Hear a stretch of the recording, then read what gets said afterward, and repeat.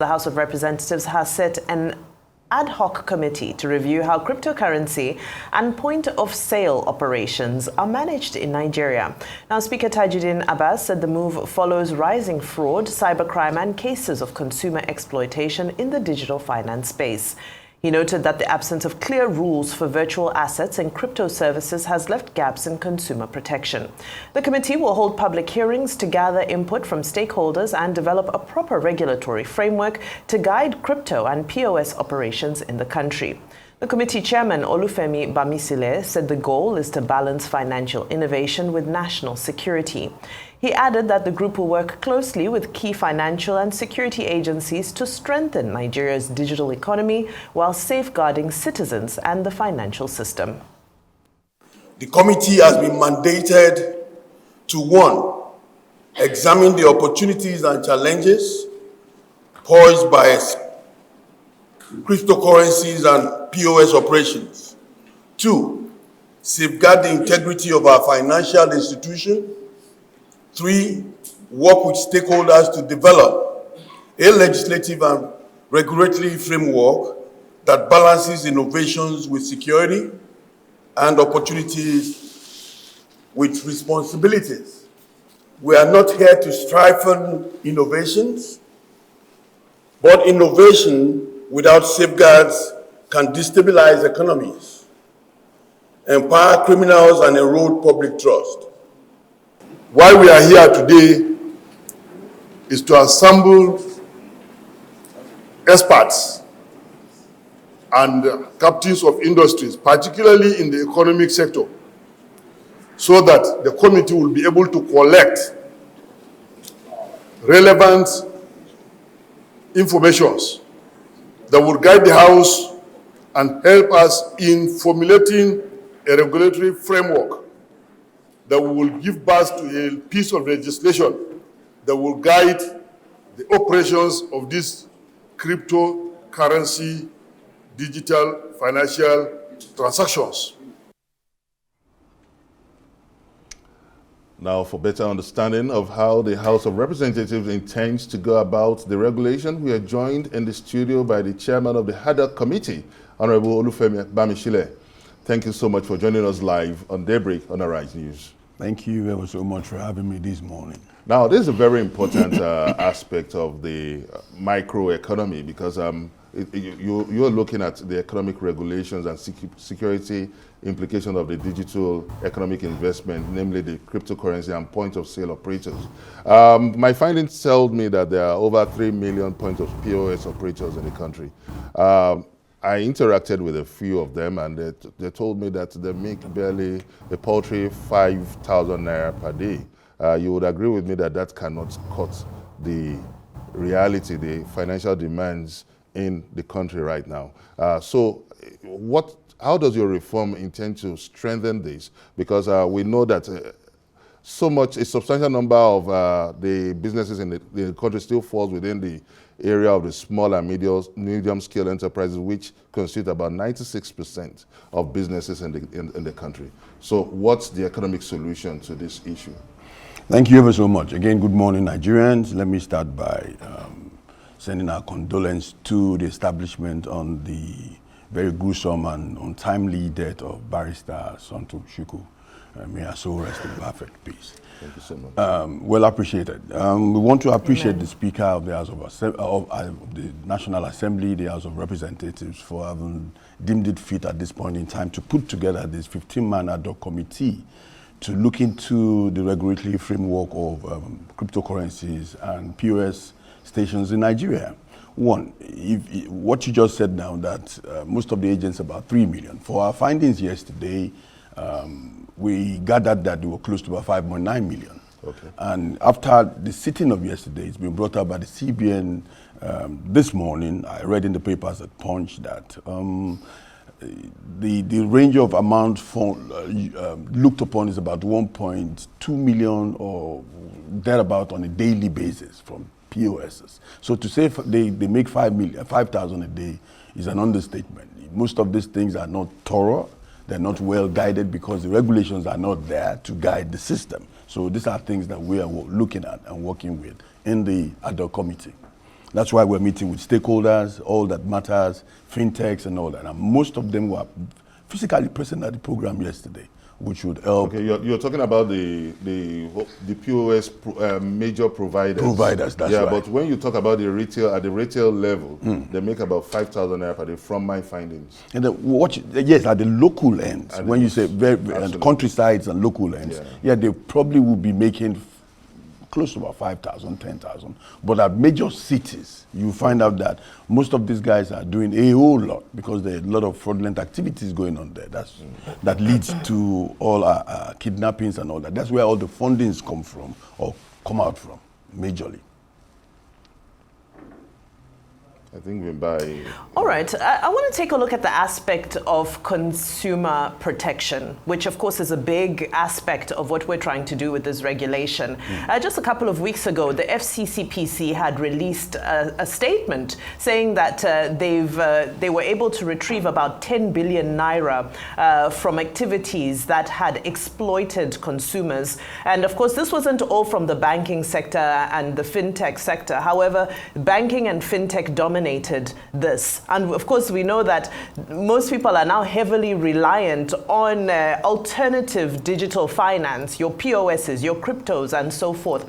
My question is, where are we going with consumer protection? Because it seems that in the banking sector, especially when you're looking at this lower end, the consumer protection seems to be an afterthought. Who is regulating, for example, how much these POSs are supposed to charge we, the consumer? Because you go to some places, they can charge you up to, 50% or even 30% for a withdrawal. Some places will charge 10%. So how far are we with the framework that protects consumers from the extortion that's currently happening in that sector? Thank you ever so much. As you would clearly understand and know, it is SEC, Security Exchange Commission, and CBN that licenses most of these fintechs and operations within the country.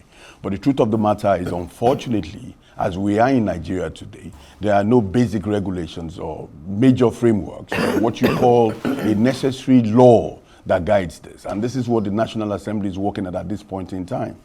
If you listened carefully to what was discussed yesterday, even the security apparatus in the country, EFCC, they spoke, they gave their own memorandum, police gave the memorandum, everybody did. The banks, fintechs, and everybody were there. And they spoke at the beam of it by saying this is actually about the time for Nigeria to do this. It is not that we're lacking behind. I can say to you clearly that even the United States just signed its own bill to law about a month and a half ago. So we're just right on time to make these things right. And that's why most of these businesses have taken advantages of Nigerians, and that's what we're going in at to make sure this stops, to stop the economic fraud within the system. Okay, let's look at the safety of the cryptocurrency, which was part of the concerns raised yesterday. When you talk about the cryptocurrency, I remember that a few years ago there was a government restriction on cryptocurrency, but that also created a bit of a division within the government circle, because I remember the vice president said that if properly implemented, that digital cryptocurrency is the way to go. Being that this is a bit novel in Nigerian economy, what are the safety concerns, and how is an average investor in the cryptocurrency, what is the level of investment safety in the digital currency? Without a doubt, it's crystal clear that even at our discussions yesterday, looking at the safety network within the cryptocurrency, if it is well understood, there are basic laws to guide it strictly. And this is why we are bringing everybody together, all stakeholders, to be more informed about what we do, even when the bills are being put together to law in the National Assembly. So, just to get you clear, who is the regulator for this cryptocurrency in the Nigerian institution? Because it's a bit unclear. That's what we're saying. SEC is there, Security Exchange Commission, the one who gives the licenses, and they regulate as we speak. There's an amendment in their law that came up, I think, about 6-7 months back, if I'm not wrong about that. And we're looking clearly at these things. We need to have a symbiotic understanding of the two major agencies, Central Bank and SEC, so that there are no overlapping activities over each of these agencies as they operate. And that's what we're standing on. This is what the system has played along with, because there are no basic laws to guide this. And I can assure Nigerians this time around, like I said yesterday, the mandate given to us is for the committee to run for a span of not more than about a year. And at doing that, we would come up with the necessary bills to make law that standardizes all these activities in the country. So now, when you look at all right, okay. Earlier you had you had made a point around security. And of course, we know now that this has now become a very critical aspect of the transactions we see, whether it be crypto or whether it be POS. The CBN recently introduced regulation that required geotagging for POS operators and a number of other measures. But I think people's concern is, what about enforcement? Are these things actually enforceable? Because we continue to see huge sums of money being transacted between kidnappers. Ransom is being paid in various places. Fraud is still, running rampant in the system as well. So in terms of enforcement, what does that look like from a regulatory perspective? You're crystal clear about that. And from what we did yesterday, the CBN, like you rightly said, brought out their own guidelines. And for instance, the daily transactions for POS was stipulated to about 1.2 million naira. And for individual daily withdrawals at 100,000. But I can assure you, with all this, without, like I keep saying this, without a standardized regulations or a bill to make law, you will still continue, knowing the country that we all belong to, they will still continue to flout these basic rules and regulations once there are no knacks to actually get this going. And for us, when we looked at what the central bank has done, we see a bit of glitches in most of them. Why the guidelines improve regulatory control, they reduce liquidity within the system. And this will be very unfair to most of our consumers as they go by. Honorable, yes. if you just allow me to interject at this point, because you're raising some very salient points, yes. Which is especially around the transaction limits per operator. If you remember, there were issues around BDCs. Yes. Some time ago, before that sector was sanitized, where you'd have one individual operating under so many licenses, and therefore being able to to slip through the cracks of these policies. And then in terms of liquidity, there's this conspiracy that exists where people are saying that in fact it's the owners of the banks themselves who are in some type of collusion with these POS operators, because when we go to the bank we can't get cash, but the cash is abundant with POS operators. Where are we nipping this type of activity in the bud? You're pretty much right about that, and I made it crystal clear even in my submission yesterday that from what we have noticed, as basic Nigerians are operate most of these things, go to bank and POSs, it's crystal clear that there is a collusion in one way or the other. All these things in our findings will be done within the time frame. And we assure Nigerians that this will be done rightly. And most importantly, there's something you can call the KYC, know your customers. I naturally looked at CBN yesterday and made it crystal clear to them that CBN, how do you know your customers? When we invited, for instance, MoneyPoint, we asked some fintechs to show up at the program. MoneyPoint was invited, OP was invited, Kuda was invited, they weren't there. And reasons why they were not there was clear. We sent mails to them, and most of these mails had to bounce back to the National Assembly, and because most of these agencies don't even know where these operators are. We found out yesterday that OP is in China. The owner of OP is in China, and this worrisome to us in Nigeria and the National Assembly, and these are the things we're looking up to. Okay, now from remittances of digital transaction, it shows that the role of cryptocurrency is significant and fast growing. But how does this influence the financial landscape of the country, the job market, and the nation's position in the global financing?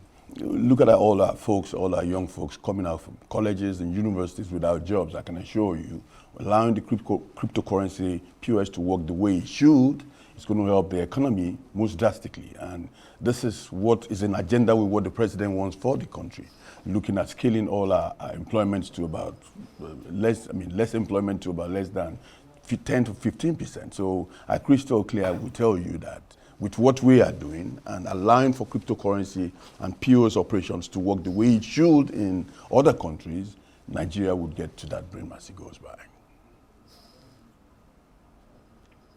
So, I want to go back to the point that you made, that you invited a number of these fintech companies, to partake in, yesterday's session, and because you want to carry everybody in the ecosystem along. So I'm concerned about the fact that you're saying that the National Assembly, doesn't have a database of some of these, businesses which have not. Okay, who doesn't have the database? So why don't we have their details? No, the truth is, it's not that they don't have the database. When they were licensing most of these operators, you find out that most of them don't even have offices. And if they do have offices, they are mostly online. And how do you transact with agencies or businesses that are online? For security reasons, that's not fair to the nation. For those who are using the POS, fintechs, will you be moving to insist that these companies establish offices? Is offices in the country, without a doubt, yes. Some of the regulation you'll be looking at? That is right, yes. And we're using GPSs this time out. There's advice coming from most of the regulators when they came to us yesterday, and the security agencies. The police made it crystal clear that before any fintech be registered or given a license, we need to use the GPS to tag them at least strongly for about 6 months to be sure that you have an office, a stable office in the country where you operate from, so that in case anything happens, we can come back to you. So I think there might be a need for caution there because the whole essence of digital transaction might exceed that issue of space and time. I think, but what are you doing in terms of international collaboration to protect investors' interest and investors' the investment in this digital transaction? That's why, apart from the software you just mentioned. Thank you. That's why we're looking at the legislation. Without a legislation, without a single framework, it's very likely that international corporations won't be there. For instance, if you have issues of fraudulent activities or money being shipped from one country to the other, and we don't have a relationship with that country, you find out that most of these things won't work. That's why we're looking for a very thorough and very robust legislation to help the entire framework. Now, in terms of security implications now, because this has a lot of influence on terrorism financing, right. They will rather want to adopt this line of transaction. So how do you protect the nation's security architecture? That's what we said. I mean, if we know where most of these people operate from, and we can tag how much goes on a daily basis from each operator. Let me give you an instance that will really marvel you. We found out yesterday that if you do a transaction from a POS agent, for instance, you want to transfer $5 million for a POS operator. When the funds get to the destination, it goes to tell you that so amount has gotten to destination, but doesn't tell you where it's coming from or who is sending the money. The name that comes on it is the POS operator. That really is a security breach in the country. And those are the things that we're attending to. And we're asking CBN, NCC, NDIC, everybody to be collaborative in this effort to make sure these things work.